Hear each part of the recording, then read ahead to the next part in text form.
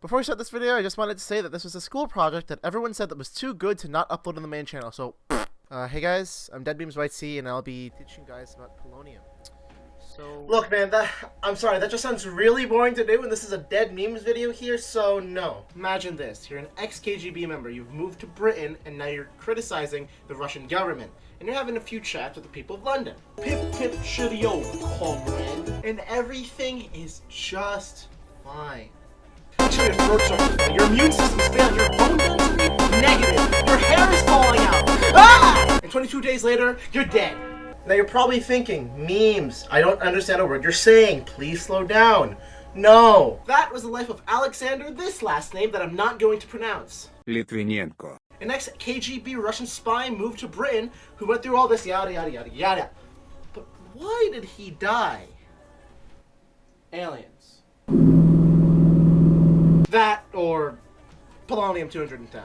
Polonium is a rare, naturally occurring isotope in the Earth's crust, made by bombarding bismuth, not that bismuth, bismuth, with neutrons from uranium-235.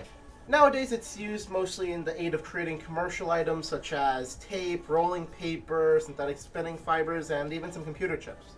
Now, how did polonium enter his body?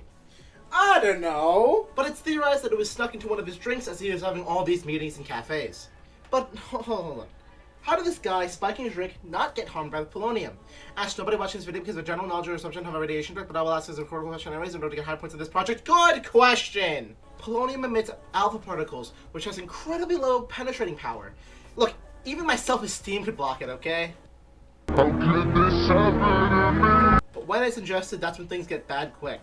If even 1 microgram of polonium is ingested, that's 3 quadrillion atoms inside your body, which is enough to cause damage. And it's theorized that in Alexander's case, his stem cells were targeted, which affected stuff like his immune system and red blood cell creation, but we don't really know because they deemed it much too risky to do an autopsy at the time. Now, what happens if it does enter your body? Well, when it's swallowed, it becomes concentrated in the red blood cells, then targets your liver, your kidneys, your stomach, and throughout the entire body if it's enough. Let's compare polonium to cyanide so you can see the real scale of how powerful this thing is. You would need 250 billion pills of cyanide in order to get the power of 1 pill of polonium. It's strong. Now, who's the one who ordered the hit or killed Alexander? Aliens. Or Putin. Actually, we don't exactly know who sent the hit or who killed him, but it's theorized that Putin sent Andrei Lugovoy. and Dmitry Kovtun. to do the job. And maybe Steven Seagal blackmailed Putin into doing this. There's no telling how deep this rabbit hole goes. Now, how is polonium smuggled into Britain?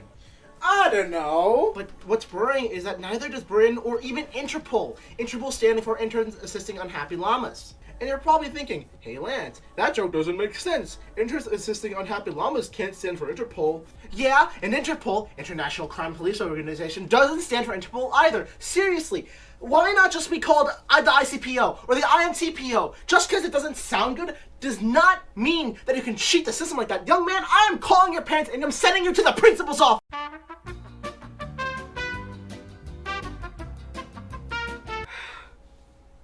Sorry about that.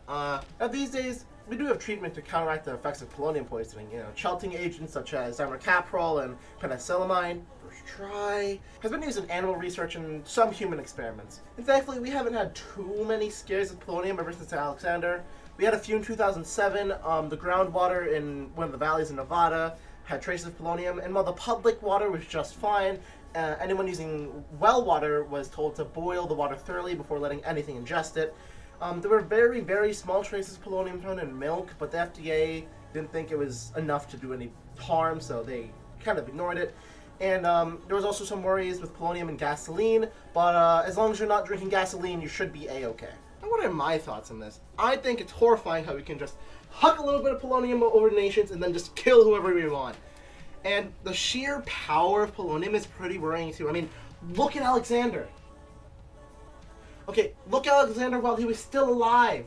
I don't want to be that. Yeah, we still don't know how polonium got smuggled over the border. I mean, nowadays, America just gets less than a gram of polonium into the US every single year from Russia. So the fact that we're able to just put one in the back pocket and stroll on in, it's a bit worrying, a little bit.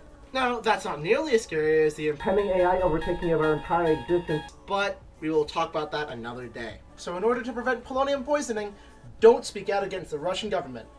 It's as easy as that, comrade.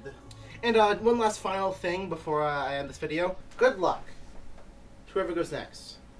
I hope you bought a green screen, 3 ring lights, and set up until 1 a.m. every single night in order to write a script, because that is the requirement. Anything less will result in your immediate expulsion, not from the school, but from my respect.